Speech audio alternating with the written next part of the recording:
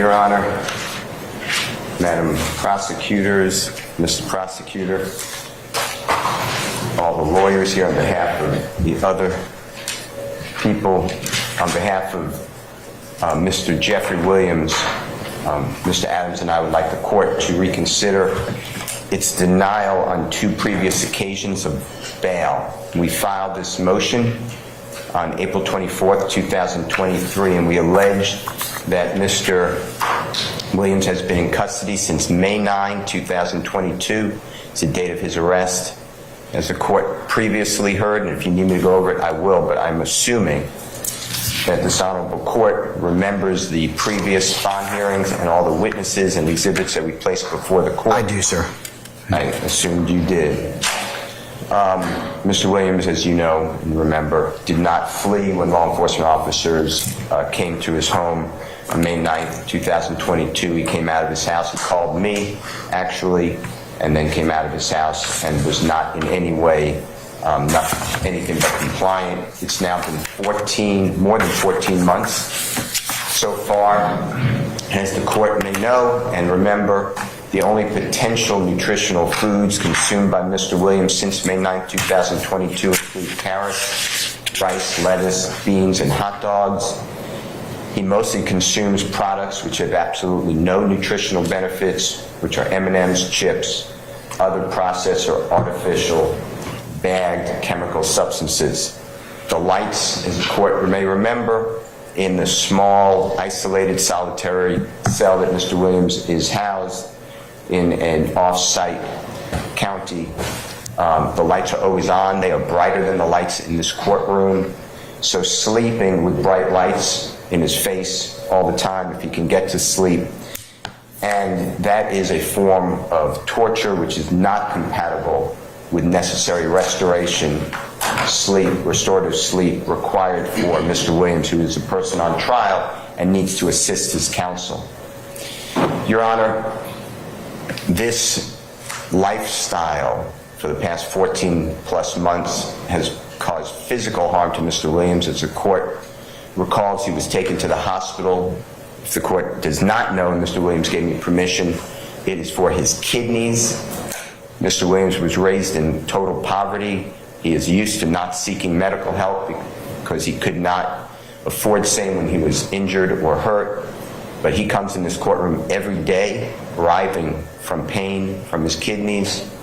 The kidneys removes the waste and extra water from the blood, evacuates through the body, through urine to maintain balances of the body's substantive fluids, to keep proper balance and levels of potassium, calcium, and sodium. The diet consumed by Mr. Williams endangers his health. Pretrial incarceration, Your Honor, is not supposed to damage a person's mind, spirit, or body. It is not for punishment. And this physical incarceration for such a long period of time, and the trial is estimated to last 6 to 9 months, and that's a considerable amount of time. The court has always said, I will put you on trial right away. I'm very aware that I denied bond to your client, and we appreciate that. We filed demand for speedy trial statutorily and constitutionally. But it is still a long time. As the court may notice, takes note of Mr. Williams, he has gained tremendous weight. If he's weighed now compared to the time he weighed on May 9th, you will see how much weight he has gained. He does not fit into his clothing anymore. He has all new clothing, and this is a problem caused by the kidneys and the lack of nutrition and exercise.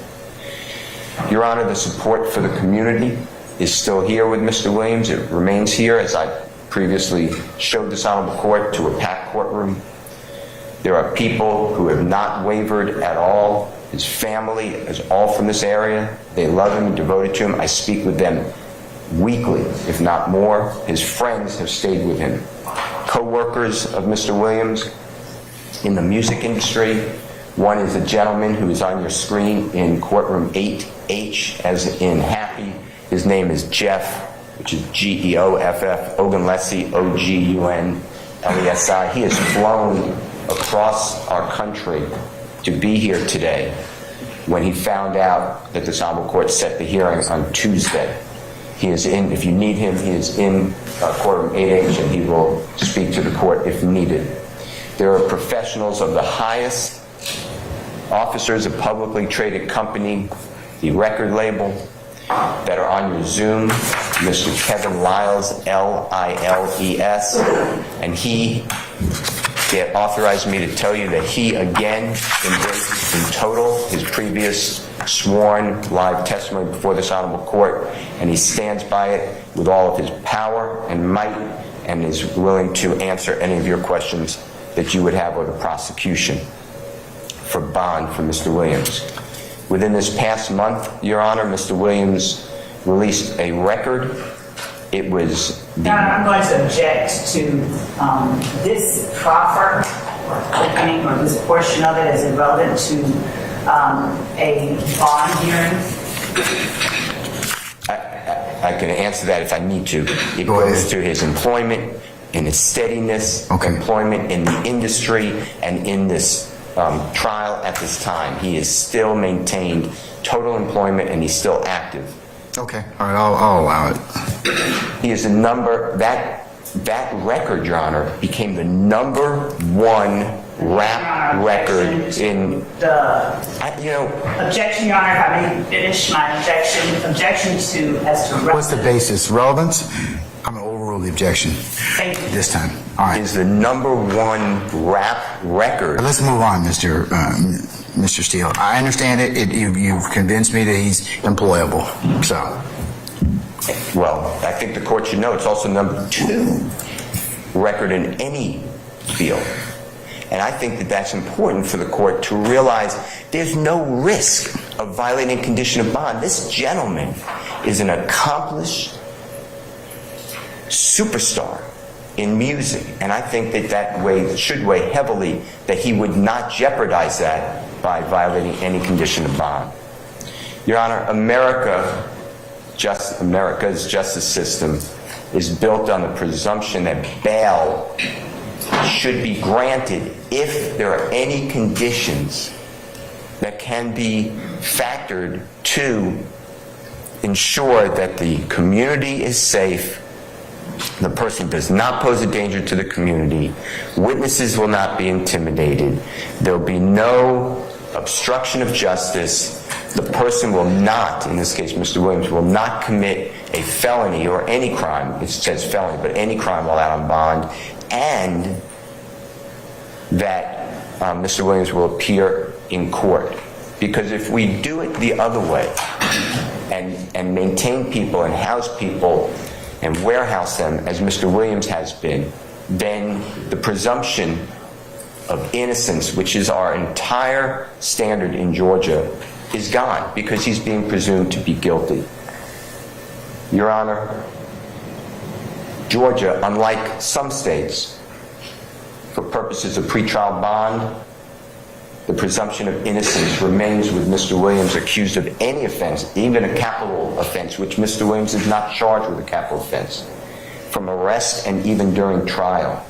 That's Vanderford, V-A-N-D-E-R-F-O-R-D versus Brand, B-R-A-N-D. It's 126 Georgia, 67 and 70, 1906. That means, Your Honor, that prior to trial, this honorable court must view Mr. Williams to be innocent. I do. We don't look. I understand that you're trying to meet your burden in the sense of for the 4 factors under Allah. So I'm going to assume that I take into account the prior testimony that you've given in this particular case. Is there anything that you want other than the updated issues as to his record release recently? And employability. Is there anything else you want to augment that with? Yes. And then I'll let the state respond and present anything they may have to the contrary. Yes. Okay. I have seen, and I've been here for every bond hearing except one, Mr. Miles Farley. I was not present for that. I've seen this honorable court deny every person's bond who's in this indictment. But then, 7 months later, approximately, I saw the state who had called all these people that they are a danger to community, they cannot this honorable court cannot fashion any conditions of bond that would permit bond to be granted, and then 7 months later, the prosecution for 8 co-indictees offered, and this court accepted, negotiated pleas of time served. I can't wrap that around my mind. What does that have to do with your case and your bond? I mean, each individual defendant is on his or her, in this case, their own merit. So why does that have anything to do with you? Because I don't believe that the Your client, I should say. it's fine with saying me, but I don't believe that the proffers you're getting from the state are accurate. They have been proven to be inaccurate. I heard Mr. Unfortunately, that's the way the law goes at this point in time, and our legislature hasn't addressed that. I mean, you've asked me to take a look at that. It's a different standard, pre-trial, as opposed to when we're in trial. So, I mean, I understand that. I know you'll probably review that at some point in time, but at this point, I'm stuck with what I'm stuck with in terms of the legal posture of what the Constitution and the case law allows me to do. There is no case that says that there's a difference between pre-trial and in-trial. That is not accurate. In terms of the standard for motions and requirement for witnesses and live witnesses, should there be? I misunderstood. I thought you were talking about bond law. No. Okay. No, sir. But you did grant bond. I was not present, but you did grant bond for Mr. Miles Farley. And there has to be a way that On the individual circumstances of Mr. Farley. Mr. Williams I have to judge it on his particular circumstances. I'm judging on Mr. Williams. I think Mr. Williams is more than bond eligible. Your Honor, we still have the same officers willing to supervise and surround a home that will have no electronics and no visitors. There will be no computer, no cell phone, and law enforcement officers outside of the house. We will pay for transportation to and from the courthouse. Otherwise, with an ankle monitor on his person, he does not leave that home.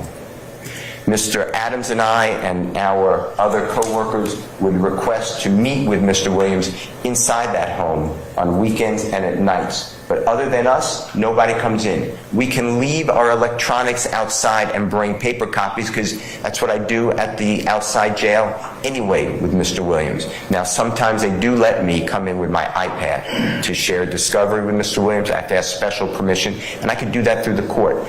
But, Your Honor, that is a factor that should be considered by this honorable court, that Mr. Williams can live at a location that can be vetted by this honorable court and law enforcement and the district attorney's office.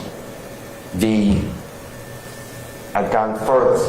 Not only with local police officers, if you don't like local police officers, I'm not saying anything wrong, but if for whatever reason that is not sufficient, there is a former Secret Service agent, there is a former U.S. Marshal that would take the responsibility of securing and transporting Mr. Williams in a home by himself and following every condition of bond, which we would ask for at this point: no visitors except legal, and not to leave the house except if you had to go to a hospital and on an ankle monitor.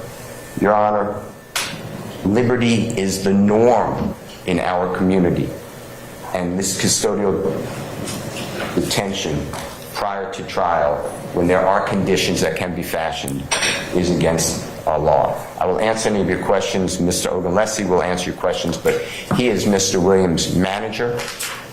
He will answer any questions, but he is behind Mr. Williams 100%, and Mr. Kevin Lyles is with the record label, and he also is with Mr. Williams, and I said I incorporate his prior testimony.